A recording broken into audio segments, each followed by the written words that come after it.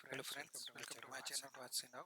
मेरे चैनल वाच से में आपका स्वागत है। इस वीडियो में मैं आपको बताऊंगा कि मैं एचपी के लैपटॉप का टच पैड कैसे रिप्लेस करते हैं। अगर आपका टच पैड काम नहीं कर रहा है तो उसे कैसे आप रिप्लेस करेंगे, ये मैं बताने जा रहा हूँ। सबसे पहले हमें बैक कवर ओपन कर लेना है। और कभी भी लैपटॉप का कुछ भी आप रिपेयर करते हैं, कुछ भी खोलते हैं, तो इसमें एक बेसिक एटिकेट्स होता है कि आपको सबसे पहले बैटरी का कनेक्शन हटाना होता है। बैटरी का कनेक्शन इसलिए हटाना होता है कि कभी जैसे स्क्रू ड्राइवर या हाथ लग जाता है तो सर्किट शॉर्ट हो जाता है, जिससे मदरबोर्ड खराब होने के चांसेस रहते हैं। तो सबसे पहले हमें बैटरी का पावर कनेक्टर हटा देना है। उसके बाद में हमें टच पैड ओपन करने के लिए बैटरी के बैक साइड में इसका टच पैनल होता है, तो इसलिए हमें बैटरी के को हटा देना है। इस तरीके से ये यहाँ से ऐसे बैटरी को हमें हटा देना है। अब ये देखिए बीच में ये जो दिख रहा है ये टच पैनल है। इसके 5 स्क्रू होते हैं। पांचों स्क्रू को बाय वन हमें जो है खोल लेना है, पांचों स्क्रूज को।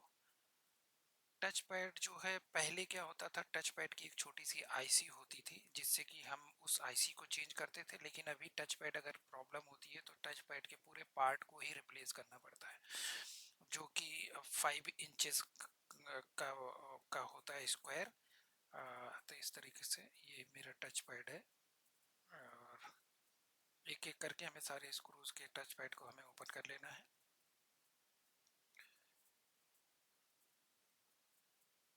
और यहाँ से ये टच पैड को जो सप्लाई देती है ये केबल है, ये देखिए ये टच पैड को सप्लाई देती है। इसको मदरबोर्ड से हमें हटा देना है और टच पैड के केबल से भी हमें, टच पैड से भी हमें हटा देना है। वो हटाए या ना हटाए कोई प्रॉब्लम नहीं है, बट हमें ये हटा देना है क्योंकि जो नया टच पैड आता है उसमें पावर केबल, ये वाली सप्लाई केबल नहीं आती है। तो हमें ध्यान से उस केबल को निकालना है। ये देखिए ये मेरा नया टच पैड है जो कि आया हुआ है। ये सॉरी, ये पुराना टच पैड है क्योंकि मैंने आपको दिखाया। ये मेरा जो नया टच पैड है, ये पार्ट जो है हमारे पास में आया हुआ है इसका। इस टच पैड को हम ओपन कर लेते हैं बॉक्स में, ये देखिए। और इसको हमें रिप्लेस करना है पुराने के साथ में।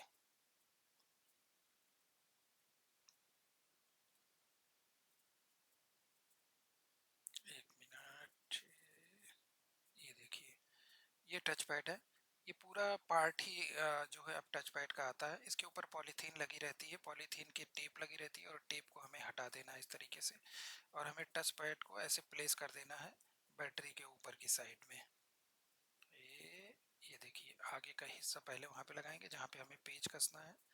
और टच पैड लगाने के बाद, बट बहुत ही इजी है, बहुत ज़्यादा इसमें।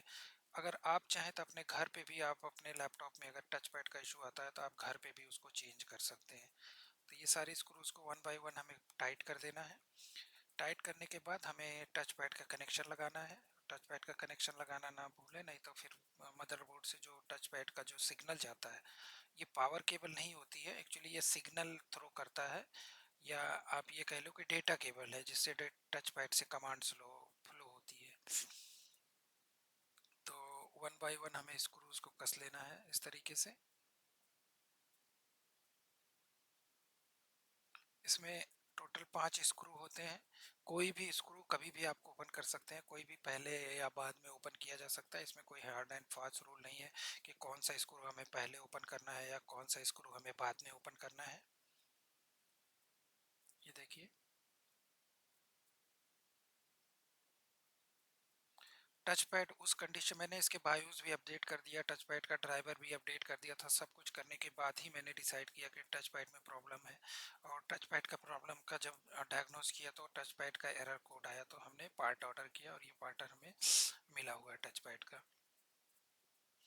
तो इस तरीके से हमने वन बाय वन सारे स्क्रू, ये लास्ट स्क्रू है, सारे स्क्रू हमने जो है टाइट कर दिए हैं। एक और बचेगा आई थिंक। और जो डाटा केबल थी उसमें से ये वाली डाटा केबल हमें पुराने वाले में से, कनेक्टर में से हमें, सॉरी टच पैड से हमें निकाल लेना है, ट्रैक पैड से। और इसमें इसको कनेक्ट कर देना है। इसमें क्या होता है कि केबल को लगा करके हल्का सा नेल से आगे की तरफ, ये देखिए आगे की तरफ पुश करेंगे और दूसरी साइड का भी अंदर से इसको हल्का सा अंदर करेंगे और आगे की तरफ पुश करते हैं। ये लॉक हो गया। तो इस तरह से ये लॉक हो जाता है इसमें। और अब हम बैटरी को कनेक्ट कर देते हैं। बैटरी को ऐसे प्लेस करेंगे और इसके जो दो स्क्रूज हैं, वो दो स्क्रू लगते हैं बैटरी के, उसको हमें टाइट कर देना है। इसमें 4 स्क्रू हैं, चारों टाइट कर देना है। चारों स्क्रू टाइट करने के बाद में हमें जो है क्या बोलते हैं, जो पावर सप्लाई है बैटरी से, जो मदरबोर्ड पे पावर सप्लाई जा रही है, उसको हमें टाइट कर देना है। ये देखिए सारे स्क्रू, ये देखिए यहाँ से ये पावर सप्लाई हमें अंदर को हल्का सा पुश करेंगे। ये देखिए बहुत केयरफुली करना होता है, नहीं तो क्या होता है कि इसके लॉक कभी कभी टूट जाते हैं।